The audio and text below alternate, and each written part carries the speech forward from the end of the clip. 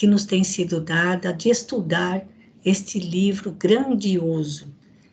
Agradecendo sempre pela companhia de vocês, nós desejamos que esta noite possa ser de muita paz, muita harmonia, com as leituras, os comentários, e contando sempre com o amparo da equipe espiritual da nossa casinha de oração, que ao longo da noite os benfeitores espirituais possam passar por nossa casa, levando a cada um de nós a bênção confortadora do passe, acolhendo os espíritos necessitados de auxílio, que porventura estejam na nossa casa, de modo que todos, de uma forma ou de outra, possam ser beneficiados pelas leituras, pelas lições, pelos exemplos que vamos encontrar nas lições de hoje.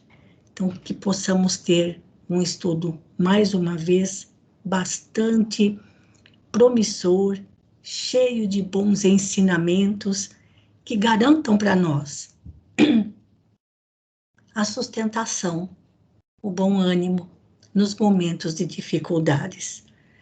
Então, iniciamos assim o nosso encontro de número 72 e hoje nós vamos continuar a partir do parágrafo 18.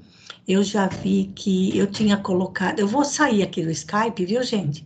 E já vou projetar o texto.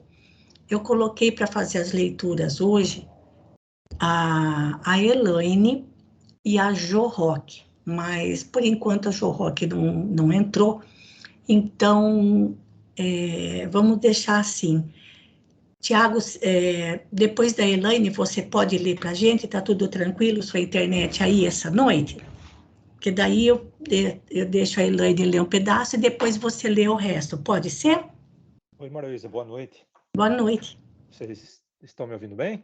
Estamos ouvindo bem, sim. Então, por enquanto, tá tudo ok comigo aqui, Maria. Então, tá certo. Então, eu vou passar para a Elaine primeiro e depois eu passo para você, tá bom? Que a Jo Roque não me disse nada, talvez ela tivesse algum compromisso. Então, deixa eu projetar o texto aqui. Nós paramos no parágrafo 18.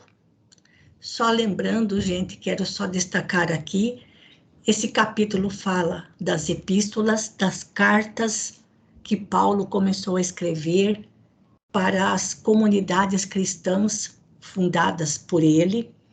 A primeira carta que ele escreveu foi para os cristãos da região de Tessalônica, que também fica na Grécia, e essas cartas passaram a ser distribuídas para as comunidades, não só na Grécia, como também na Turquia. E claro que uns começaram a copiar as cartas e elas passaram a ser lidas em todas as igrejas, em todas as comunidades. E essas cartas chegaram em Jerusalém,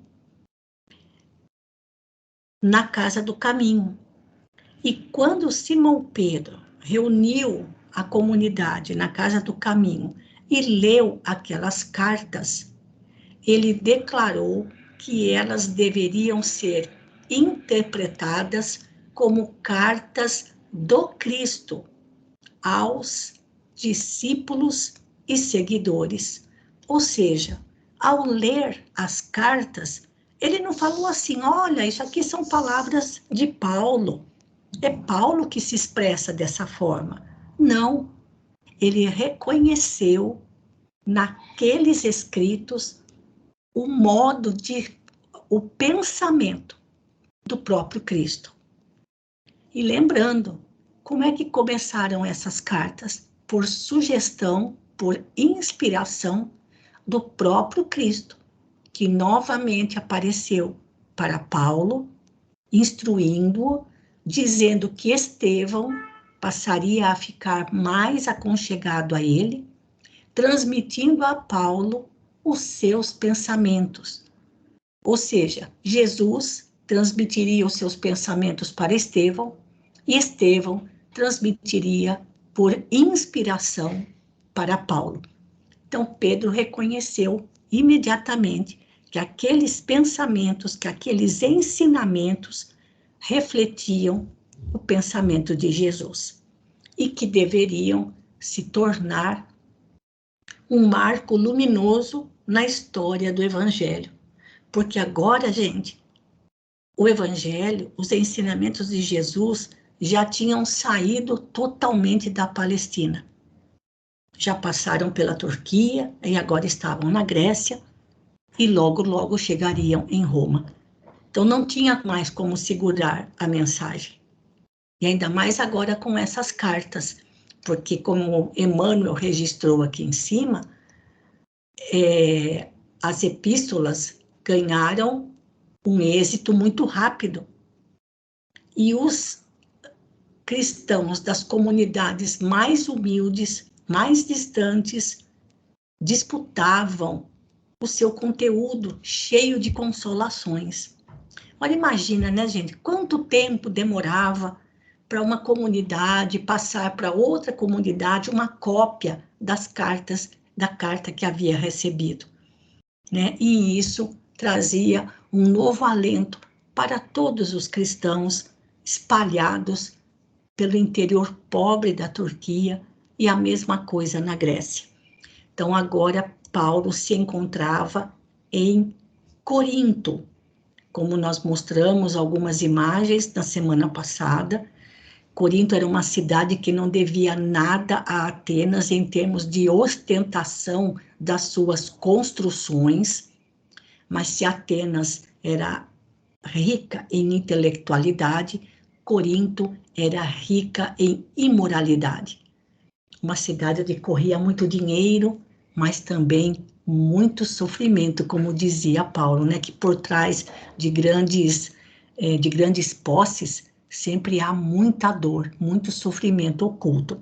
Então foi a partir agora desse parágrafo 18 que a Elaine vai começar a leitura para nós essa noite. Essa noite, gente, nós não temos imagens para mostrar, né? Agora vai ser uma leitura corrida mesmo, porque já identificamos, já sabemos que Paulo está na cidade de Corinto, e agora vamos ver o que vai acontecer com a comunidade cristã naquela cidade. Então, por favor, Elaine, pode começar.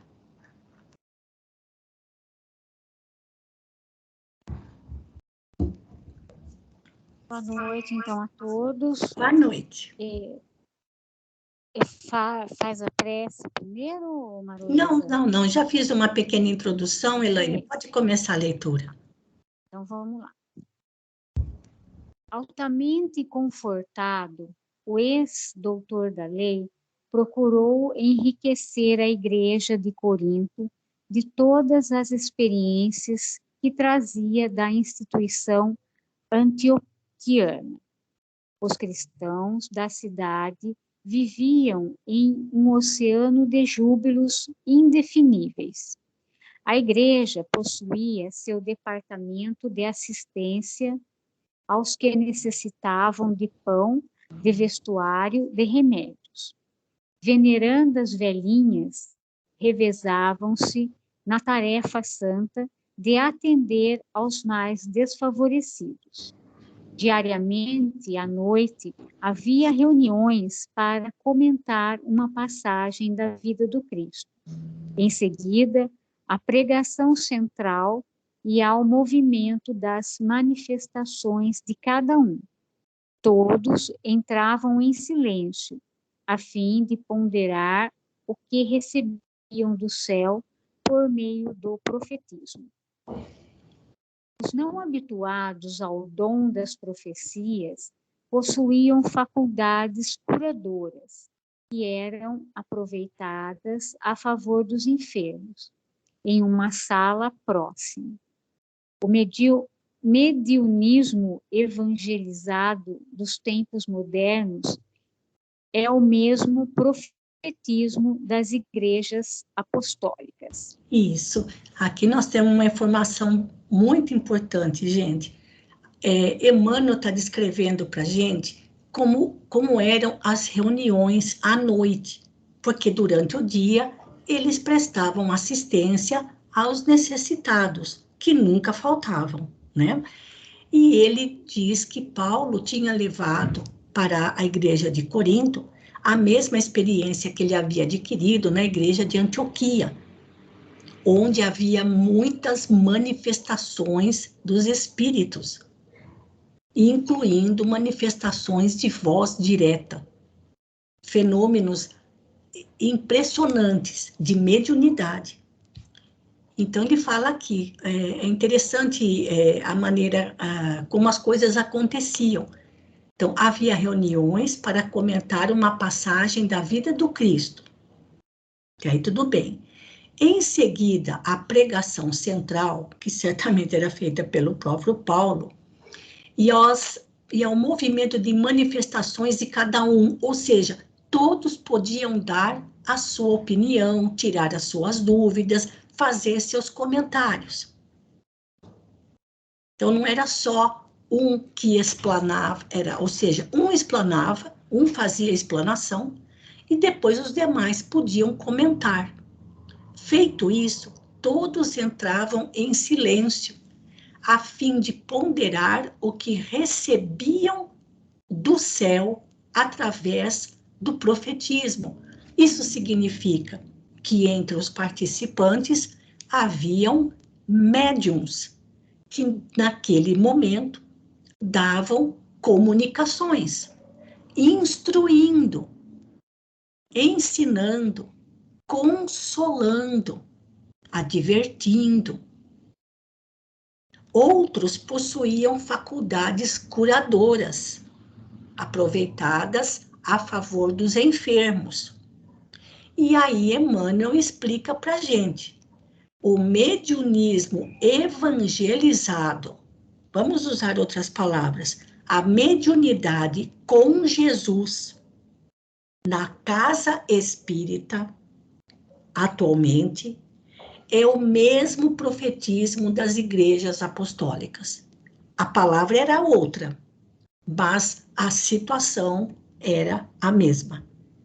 Não existia a palavra mediunidade, mediunismo.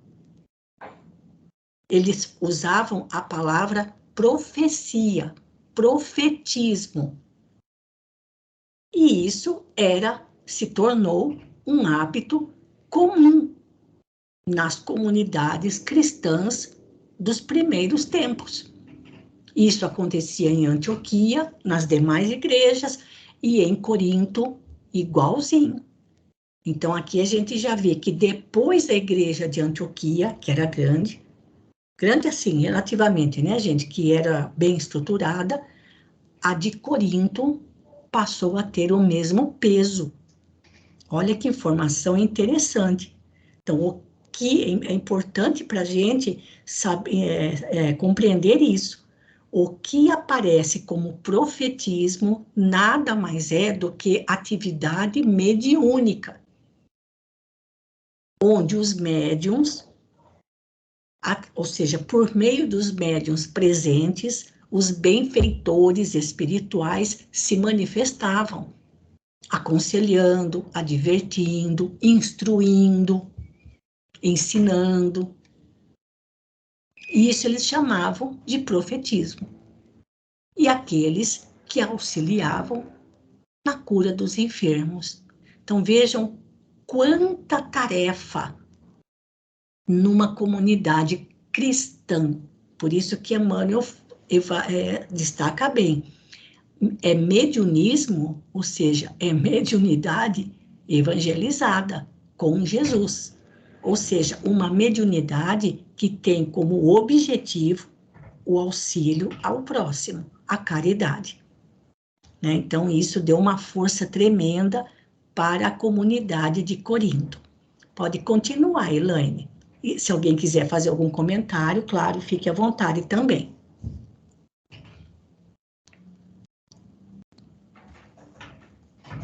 Como acontecia por vezes em Antioquia, surgiam também ali pequeninas discussões a respeito de pontos mais difíceis de interpretação, que Paulo se apressava a acalmar, sem prejuízo da fraternidade edificadora. Ao fim dos trabalhos de cada noite, uma prece carinhosa e sincera assinalava um instante de repouso. A instituição progredia a olhos vistos, aliando-se à generosidade de Tito Justo. Outros romanos de fortuna aproximaram-se do Evangelho, enriquecendo a organização de possibilidades novas. Os israelitas pobres encontravam na igreja um lar generoso, onde Deus lhes manifestava em demonstrações de bondade, ao contrário das sinagogas, em cujo recinto, em vez de pão para a fome voraz e bálsamo para as chagas do corpo e da alma, encontravam apenas a rispidez de preceitos tirânicos nos lábios de sacerdotes sem piedade. Mais uma vez, Emmanuel conta para a gente como as pessoas iam se achegando à comunidade cristã. Lembrando que Tito Justo era romano e salvou, vamos dizer assim, salvou, né, livrou Paulo de ser atacado na sinagoga de Corinto, porque Paulo ia pregar, ia falar na sinagoga aos sábados, e enquanto eles falavam sobre Moisés, todo mundo achava aquilo algo encantador. Quando ele começou a falar de Jesus, os israelitas avançaram sobre ele, e o tumulto foi grande. E quem conseguiu tirar Paulo daquela situação foi Tito, que daí se tornou cristão e alugou uma casa para formar a comunidade cristã de Corinto. E sendo ele romano, outros romanos afortunados, ou seja, romanos com fortuna, também se aproximaram do evangelho. E claro, gente, onde entra recurso material, onde entram mais recursos materiais, maiores as possibilidades de se auxiliar. Porque tem coisas que não dá para se fazer sem dinheiro, sem recurso material. Então, isso, de alguma forma, fazia com que o número de necessitados aumentassem, até mesmo os israelitas pobres encontravam na igreja um lar generoso, bem ao contrário do que acontecia nas sinagogas, onde só se debatia, só ficava no palavrório, na teoria, na discussão, e já não saciava mais a necessidade de conforto espiritual e de conforto material. E ele diz aqui, olha, nos lábios de sacerdotes sem piedade. Era o que acontecia nas sinagogas, debatendo debates sem fim sobre os ensinamentos da Torá, sobre Moisés, sobre as leis, as determinações de Moisés. E os necessitados ficavam ali a ver navios. Então, Emmanuel mostra para a gente como a coisa começou a crescer, e a crescer de uma maneira bonita. Além disso, gente, sempre na maneira, né, porque Emmanuel é um escritor, acho interessante a maneira como ele coloca o sujeito e o adjetivo. Ele colocou aqui lá na comunidade cristã, fraternidade edificadora. Daí a gente fala assim, mas toda fraternidade não é edificadora? Não. Pode-se ter uma fraternidade entre um grupo de criminosos. São fraternos entre si, mas para promover o mal. Então, eu acho interessante a maneira como Paulo coloca. Olha de novo aqui, olha. Prece carinhosa. A prece do coração, carinhosa e sincera. e a comunidade ia crescendo. E olha, gente, nós vamos ver nesse trechinho de hoje uma outra visão sobre os romanos da época, porque a gente está habituado às descrições de Emmanuel sobre a crueldade dos soldados romanos, a impiedade dos legisladores romanos, e aqui a gente vai começar a ver que tinha muito romano, gente boa, como a gente fala hoje, ao contrário dos israelitas, que continuavam fanatizados, extremistas mesmo, nada fraternos, diferentemente dos romanos, como a gente vai ver mais para frente. Mas pode continuar, Elaine, e alguém mais, se quiser fazer comentários, pode falar. Pode continuar. Só um comentário, né? Sim. Nesse pedacinho aqui, ele deixa muito clara a diferença de acolhimento, né? Sim, exatamente. Como era o acolhimento daqueles que vinham buscar na sinagoga e, né, na nova igreja, era completamente diferente. Exatamente. E, irritados com o êxito inexcedível do empreendimento de Paulo de Tarso, que se demorava na cidade já por 1 ano e 6 meses, tendo fundado um verdadeiro e perfeito abrigo para os filhos do Calvário, os judeus de Corinto tramaram um movimento terrível de perseguição ao apóstolo. A sinagoga esvaziava-se. Era necessário extinguir a causa de seu desprestígio social. O ex-rabino de Jerusalém pagaria muito caro a audácia da propaganda do Messias Nazareno em detrimento de Moisés. Interessante ele comentar, né, que a sinagoga ficava cada vez mais vazia, né? E estava todo mundo indo para a comunidade cristã, claro. Lá tinha amor, tinha fraternidade, tinha acolhimento, tinha amparo, né, o que todos necessitavam. Mas, né, como sempre, lembrando, gente, que até agora, todas as perseguições contra Paulo partiam dos judeus, dos israelitas fanatizados, extremistas, né? Mas vamos lá. Era procônsul da Acaia, com residência em Corinto, um romano generoso e ilustre, que costumava agir sempre de acordo com a justiça em sua vida pública.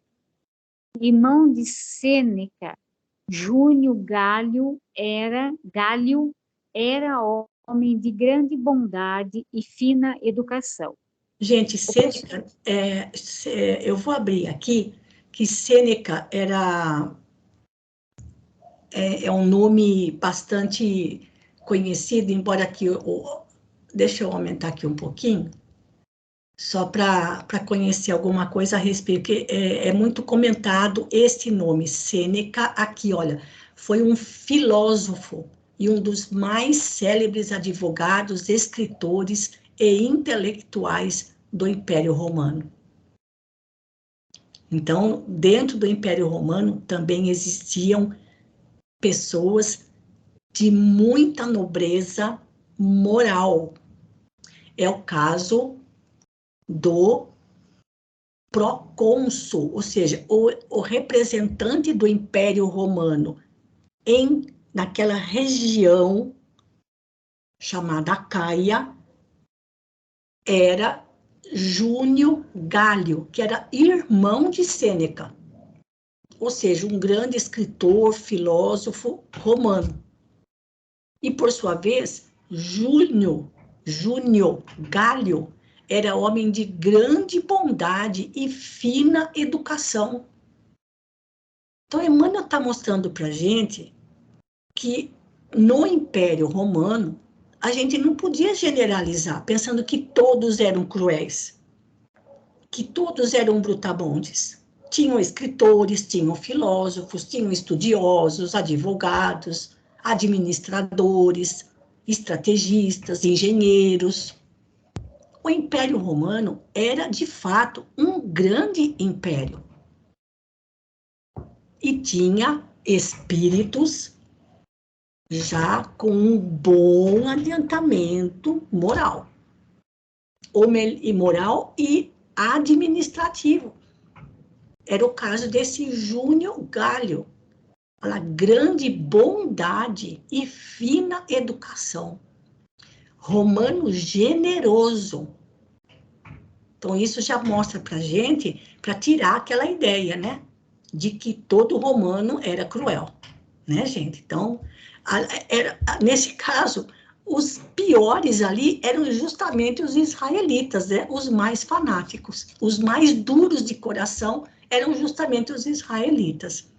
Pode continuar, Elaine, daqui, ó, o processo. O processo iniciado contra o ex-rabino foi às suas mãos, sem que Paulo tivesse a mínima notícia. E era tão grande a bagagem de acusações levantadas pelos israelitas que o administrador foi compelido a determinar a prisão do apóstolo para o inquérito inicial. A sinagoga pediu, com particular empenho, que lhe fosse delegada a tarefa de conduzir o acusado ao tribunal. Longe de conhecer o móvel do pedido, o procônsul concedeu a permissão necessária, determinando o comparecimento dos interessados à audiência pública do dia seguinte. Então, olha a trama deles. Levaram o caso ao procônsul e pediram para prender Paulo. Só que sem saber o verdadeiro motivo do assunto, até então, o procônsul concordou. Tudo bem, vocês acham que ele está promovendo uma desordem, então vão lá, peguem o cara e levem para a prisão, e amanhã eu converso com ele na audiência pública. Olha só, gente, mas vamos lá. Mais um pouquinho, Elaine. De posse da ordem, os israelitas mais exaltados deliberaram prender Paulo na véspera, no momento em que o fato pudesse escandalizar toda a comunidade. À noite, justamente quando o ex-rabino comentava o evangelho, tomado de profundas inspirações, o grupo armado parou à porta, destacando-se alguns judeus mais eminentes que se dirigiram ao interior.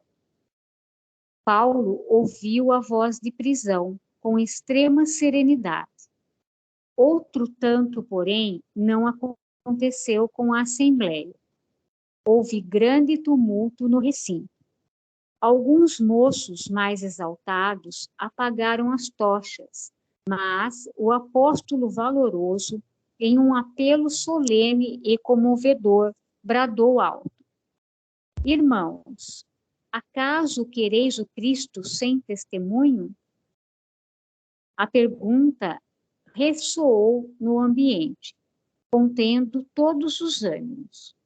Sempre sereno, o ex-rabino ordenou que acendessem as luzes e, estendendo os punhos para os judeus admirados, disse com acento inesquecível: Estou pronto.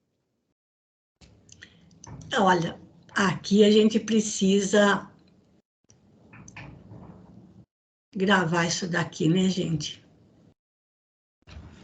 A gente ainda tem tanta ilusão em torno do Evangelho, achando que quanto mais a gente se dedicar ao Evangelho, mais fácil será a nossa vida, mais facilidades encontraremos no caminho, mais aceitação, mais simpatia vamos angariar. Essa é a ilusão que a gente ainda tem. E Paulo deixa para nós uma pergunta que a gente não quer pensar nela. A gente talvez não queira nem aceitar. Vocês querem a companhia do Cristo? Vocês querem Jesus em suas vidas, mas sem testemunhar? Ou vocês querem testemunhar sempre só no bem bom? Não é? E aquele era um momento de testemunho, não somente para Paulo, mas para todos os que estavam ali, naquele momento da reunião. E Paulo, mantendo toda a serenidade, pediu que acendessem as tochas novamente para iluminar o ambiente e estendeu os punhos para os judeus, admirados da postura dele, dizendo: estou pronto. Ou seja, vocês vieram me prender? Tudo bem, podem me levar. Não ofereceu resistência alguma. Mas, gente, então, essa pergunta de Paulo incomoda bastante a gente, porque a gente ainda pensa, a gente ainda é tão infantil, em relação ao Evangelho, a gente ainda é tão infantil em relação à nossa tarefa, ou os nossos ensaios como médiums, achando que a gente vai ter alguma coisa de especial, algum privilégio, algumas facilidades na vida material, né, enquanto encarnados. E Paulo deixa essa pergunta para nos incomodar, porque essa pergunta incomoda bastante, né? Você quer levar a mensagem de Jesus adiante, vivenciar a mensagem de Jesus sem testemunhar? E o testemunho é sempre doloroso, né? Sempre tem o sofrimento por trás, como base. E assim foi. Elaine, eu agradeço a sua leitura até aqui. Se você quiser fazer mais algum comentário, se alguém quiser fazer mais algum comentário, e daí eu já passo para o Tiago. Eu que agradeço, Maruísa. Obrigada, viu? Vamos em frente, gente. Vamos ver o que aconteceu. Pode continuar, Tiago, por favor. Tá bom, Maruísa. Um componente do grupo, despeitado com aquela superioridade espiritual, avançou e deu-lhe com os açoites em pleno rosto. Alguns cristãos protestaram. Os portadores da ordem de Gálio revidaram com aspereza, mas o prisioneiro, sem demonstrar a mais leve revolta, clamou em voz mais alta: Irmãos, regozijemo-nos em Cristo Jesus. Estejamos tranquilos e jubilosos, porque o Senhor nos julgou dignos. Isso. Preciso comentar alguma coisinha aqui, Tiago. Fica à vontade, Marisa. Vocês também todos, hein, gente? Mas, olha, um componente do grupo, ou seja, entre os judeus, se sentiu despeitado, ou seja, se sentiu diminuído com a superioridade espiritual de Paulo. Não dava para disfarçar a superioridade espiritual de Paulo. Não dava. E ele se sentiu ofendido.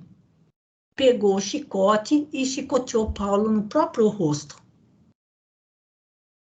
Alguns cristãos protestaram, os que estavam lá, inclusive os portadores da ordem de Gálio, do procônsul, até os romanos revidaram com aspereza contra a atitude daquele judeu. Vejam até onde vai, gente, como se diz, o fanatismo, né? Ele enceguece a pessoa. Agora, por que, lembrando, gente, Paulo já tinha sido preso várias vezes, e essa vez seria a terceira vez que ele seria chicoteado. Então, por que acontece isso com Paulo e não acontecia isso com os demais? Né? Por que Lucas, Timóteo não eram presos e açoitados? Porque Paulo, quando era Saulo, tinha o mesmo comportamento, né, do extremismo religioso, a defesa das leis de Moisés. E as primeiras perseguições contra os cristãos também levantaram uma onda de atrocidades cometidas pelos próprios judeus contra os cristãos.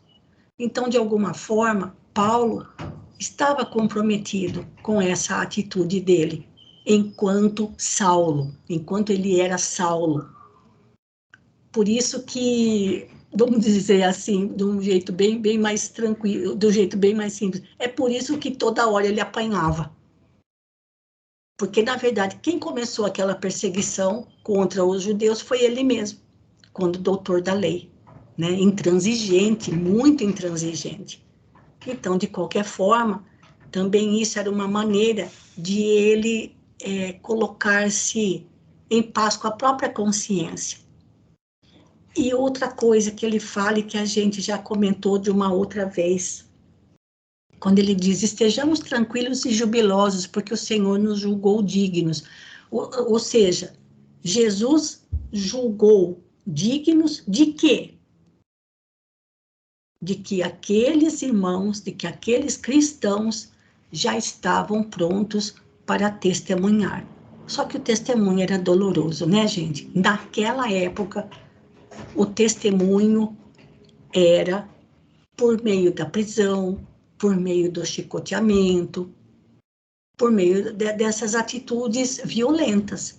Era o que se fazia na época, era o que se fazia depois, na época da Inquisição. Hoje não se tem mais essas atitudes, mas vamos dizer assim, a perseguição agora se torna moral, espiritual. Então, para Paulo, era uma forma de ele se sentia digno, como que dizendo, olha, você está sendo preso de novo, você vai ser chicoteado outra vez, é porque Jesus já sabe, você já está no ponto de testemunhar. Então, Jesus está te oferecendo mais uma oportunidade para testemunhar a sua devoção a Ele. É bem diferente a situação que a gente que a gente tem hoje. Na época, aquilo realmente era algo de grande valor para o cristão, né? Pode continuar, Tiago. Ô Maruísa, e é curioso também essa tranquilidade, né? essa paz de espírito, esse equilíbrio, né? Porque Jesus também, quando ele foi entregue aos romanos Sim, por Judas, ele apresentou essa mesma tranquilidade, né? sim, sim. E ele repete isso, né? Ele está com esse mesmo perfil, né? Esse mesmo, bem A curioso mesma isso, postura, né? a mesma postura, né? Grande serenidade estabeleceu-se então na assembleia. Várias mulheres soluçavam baixinho. Áquila e a esposa dirigiram ao apóstolo um inovidável olhar e a pequena caravana demandou o cárcere na sombra da noite. Atirado ao fundo de uma enxovia úmida, Paulo foi atado ao tronco do suplício e suportou a flagelação de 39 açoites. Mais uma vez, né? Eu já nem sei quantas foram, acho que a quarta, quinta vez. Essa é a terceira Terceira. vez. Ele próprio estava surpreendido. Sublime paz banhava-lhe o coração de brandos consolos. Não obstante sentir-se sozinho entre perseguidores cruéis, experimentava nova confiança no Cristo. Nessas disposições não lhe doíam as vergastadas impiedosas. Debalde os verdugos espicaçavam-lhe o espírito ardente com insultos e ironias. Na prova rude e dolorosa, compreendeu alegremente que havia atingido a região de paz divina no mundo interior que Deus concede a seus filhos depois das lutas acerbas e incessantes por eles mantidas na conquista de si mesmos. Bom, impossível explicar isso aqui, né? Impossível. Gente, olha, Paulo foi chicoteado lá na Turquia, pela primeira vez, na cidade de Icônio.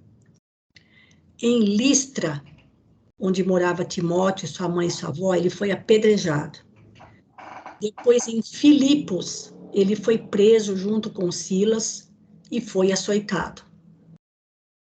E agora, em Corinto, ele foi açoitado de novo. E a regra entre os israelitas eram 39 chicotadas. Só que ele entrou num estado de espírito que daqui a pouquinho Emmanuel vai dizer do que se trata, que ele já não estava mais sentindo dor. E ele compreendeu que havia atingido a região de paz divina que Deus concede a seus filhos depois de árduas lutas acerbas e incessantes por eles mantidas na conquista de si mesmos. Não é na conquista dos outros, né? Na conquista de si mesmos. Uma região de paz divina no mundo interior.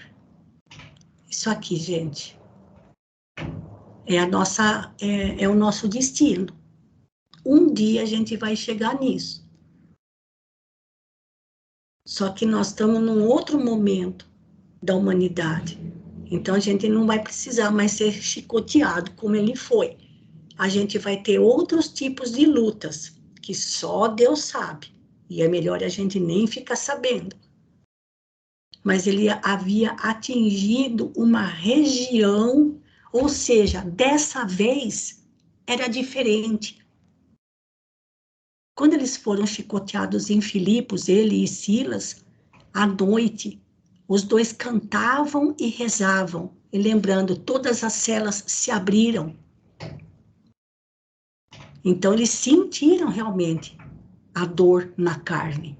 Só que agora a situação estava diferente para Paulo. Ele estava num outro momento da sua tarefa, com a tarefa das epístolas e a evangelização. Já fazia 1 ano e meio que ele estava em Corinto. Então, algo já havia, como se ele já estivesse mais amadurecido na própria dor, mais experiente.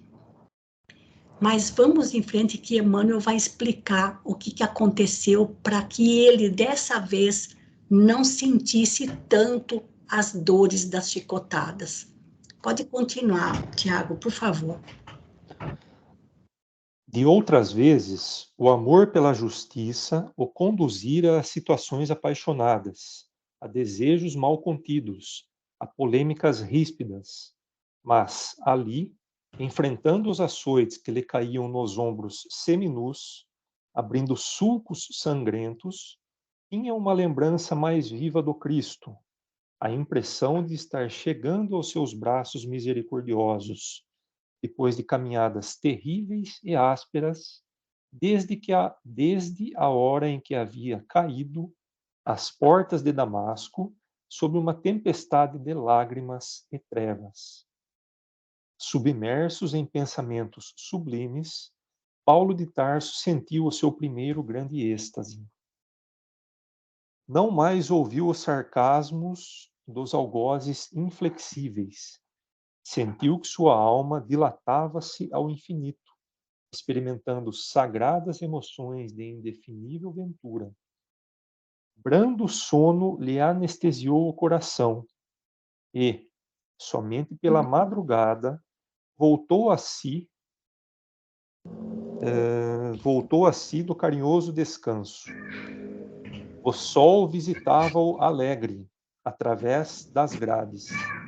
O valoroso discípulo do Evangelho levantou-se bem disposto, recompôs as vestes e esperou pacientemente. Então, gente, Emmanuel explica para a gente o que aconteceu. Paulo de Tarso sentiu o seu primeiro grande êxtase. Ontem mesmo, a gente estava comentando lá no Livro dos Espíritos, capítulo 8, da segunda parte, em que Kardec fala da emancipação da alma. E existem vários níveis de emancipação da alma, conforme o grau de superioridade do espírito. Então, os sonhos, ele vai falar da letargia, da catalepsia, do sonambulismo e o êxtase. O êxtase é o maior de todos. E só acontece para espíritos muito evoluídos. A alma, de alguma forma, o corpo está inerte, ou adormecido, ou abatido, até mesmo enfermo, e a alma se desprende e vai para regiões celestes, celestiais. Por isso que ele diz que sentia como se estivesse nos braços do próprio Cristo. Então, de todos os estados de emancipação da alma, que nós erroneamente chamamos de desdobramento, o êxtase é o maior de todos, é quando a alma tem o maior nível de liberdade no plano espiritual, embora ainda esteja presa ao corpo. Porque a alma é conduzida a regiões de espiritualidade maior. E muitas vezes não quer mais voltar. Tamanha a felicidade que recebe, ou que percebe, em que se vê envolvida. E há um livro chamado Mediunidade dos Santos, do Clóvis Tavares, onde ele explica, onde ele conta muitos casos de espíritos que foram denominados santos pela Igreja Católica, e muitos tinham esse fenômeno do êxtase. Então, pode sentar e esperar, porque nenhum de nós vai ter uma emancipação de alma deste nível. O máximo que a gente pode fazer é ter um sonho mais ou menos espiritualizado de vez em quando. Então, quanto maior a superioridade do espírito, mais liberdade tem a sua alma durante o sono do corpo, ou durante um estado de prostração, de enfermidade ou de abatimento físico.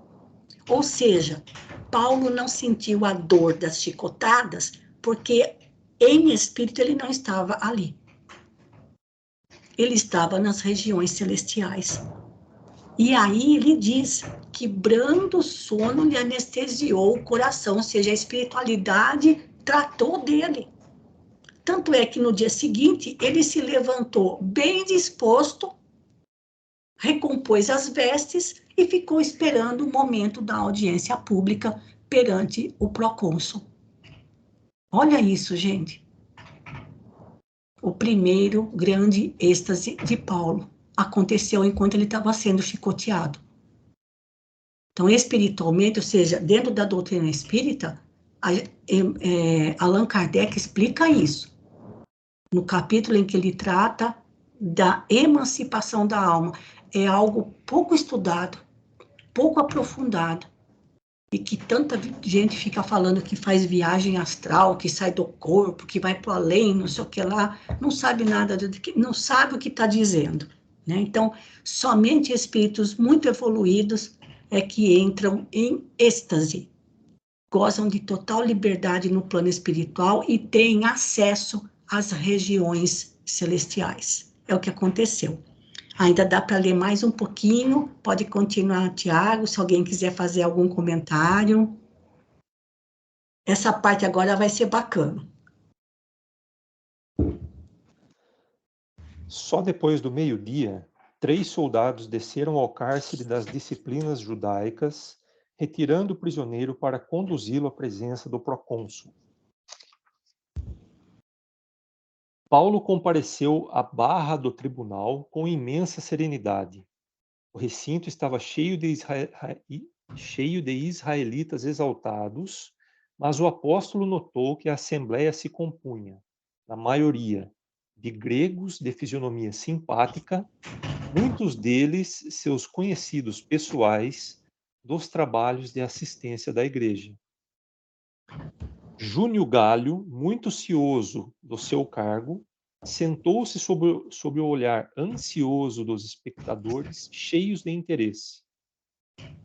O procônsul, de conformidade com a praxe, teria de ouvir as partes em litígio antes de pronunciar qualquer julgamento, apesar das queixas e acusações exaradas em pergaminho. Gente, olha aqui, só interrompendo você mais uma vez, Tiago, olha que interessante, gente. O direito romano, ou seja, as primeiras noções de direito. O procônsul ia ouvir ambas as partes e cada parte tinha direito a um defensor, vamos dizer assim, um defensor e um acusador. Então, em termos de estrutura administrativa, o Império Romano era algo, assim, top dos tops. Né? Então, vamos ver a conduta desse procônsul. Vai lá. Aonde que eu parei mesmo, Marisa? Aqui, Tiago, pelos judeus. Pelos judeus, tá. Pelos judeus, falariam dos maiores da sinagoga de nome Sóstenes. Isso. Mas, como não aparecesse o representante da igreja de Corinto para a defesa do apóstolo, a autoridade reclamou o cumprimento da medida sem perda de tempo. Paulo de Tarso, muito surpreendido, rogava intimamente a Jesus fosse o patrono de sua causa, quando se destacou um homem que se prontificava a depor em nome da igreja. Era Tito Justo, o romano generoso que não desprezava o ensejo do testemunho. Verificou-se então um fato inesperado.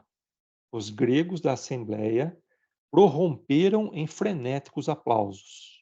Gente, dá para imaginar a situação? Olha só, não tinha ninguém pré-determinado para defender Paulo. Quem defenderia a parte dos judeus era um dos maiorais da sinagoga. Não apareceu ninguém para tomar a defesa de Paulo, ou da igreja, da comunidade cristã. Mas eis que, de repente, depois de pedir a Jesus que fosse o patrono da sua causa, eis que aparece justamente um romano generoso, que pela segunda vez ajudava Paulo numa situação difícil. Aquela vez na sinagoga, lá em Corinto mesmo, onde os judeus praticamente queriam dar a maior surra nele, foi salvo por Tito. E agora, de novo, aparece Tito Justo para defender a igreja perante o procônsul romano. Então, cá entre nós, tinha muita gente boa entre os romanos e que procuravam seguir aquilo que a lei determinava. Nessa disputa, o procônsul ia ouvir as duas partes. Mas a coisa ainda... E outra, né? A maioria dos presentes eram gregos, já conhecidos de Paulo, lá na igreja. Vamos em frente, que tem coisas interessantes. Júnio Galho determinou que os acusadores iniciassem as declarações públicas necessárias. Sóstenes entrou a falar com grande aprovação dos judeus presentes. Acusava Paulo de blasfemo, desertor da lei, feiticeiro. Referiu-se ao seu passado acrimoniosamente. Contou que os próprios parentes o haviam abandonado. O procônsul ouvia atento, mas não deixou de manter uma atitude curiosa. com o indicador da direita, com o indicador da direita, comprimia um ouvido sem atender à estupefação geral. O maioral da sinagoga, no entanto, desconcertava-se com aquele gesto. Terminando o libelo tanto apaixonado quanto injusto, Sóstenes interrogou o administrador da Acaia relativamente à sua atitude e exigia um esclarecimento a fim de não ser tomada por desconsideração. Gálio, porém, muito calmo, respondeu fazendo humorismo. Suponho não estar aqui para dar satisfação de meus atos pessoais, e sim para atender aos imperativos da justiça. Todavia, em obediência ao Código da Fraternidade Humana, declaro que, a meu ver, todo administrador ou juiz em causa alheia deverá reservar um ouvido para a acusação e outro para a defesa. É curioso ver o Emmanuel relatar esse Exatamente. humorismo, Então, né? ó, o procônsul com o dedo indicador da mão direita, tampou o ouvido direito. Né? Como que dizendo, ó, eu vou escutar um, depois eu vou escutar o outro. Então, enquanto eu estou escutando um, eu fecho os ouvidos para o outro. Né? Era uma atitude que o judeu Sóstenes achou aquilo uma grande desconsideração. Falou assim, eu tenho lá que te dar satisfação. Mas olha que coisa interessante, em obediência ao Código da Fraternidade Humana. E mais essa, hein, gente? Todo administrador ou juiz em causa alheia deverá reservar um ouvido para a acusação e outro para a defesa. Ou seja, deve ouvir ambas as partes com imparcialidade. E nós vamos parando por aqui. Deixa eu ver se falta muito. Só termina mais esse parágrafo aqui. Fazer um favor, Tiago, que a gente já está em cima da hora. Vamos parar no parágrafo 30. Só esse pedacinho aqui, ó, para terminar. Tá bom. Enquanto os judeus franziam o sobrecenho extremamente confundidos, os coríntios riam gostosamente. O próprio Paulo achou muita graça na confissão do procônsul, sem poder disfarçar o sorriso bom que lhe iluminou repentinamente a fisionomia. Até Paulo achou graça, né? Até Paulo achou graça. Muito bem, gente. Mais alguma coisa? Alguém quer fazer algum comentário? Temos 2 minutinhos aqui ainda. Eu achei, assim, da minha parte, o que eu gostei muito desse trechinho foi de mostrar o outro lado do Império Romano, né, gente? Que a gente só fica preso às atrocidades cometidas por eles, mas já em muitos aspectos, eles já estavam bem à frente de outras comunidades, né? de outras áreas, de outros países, de outros povos. Muito bom. Então, eu volto aqui para a tela principal e, aproveitando então a sua leitura, Tiago, você pode finalizar para nós, fazer o favor? Sim, Maria.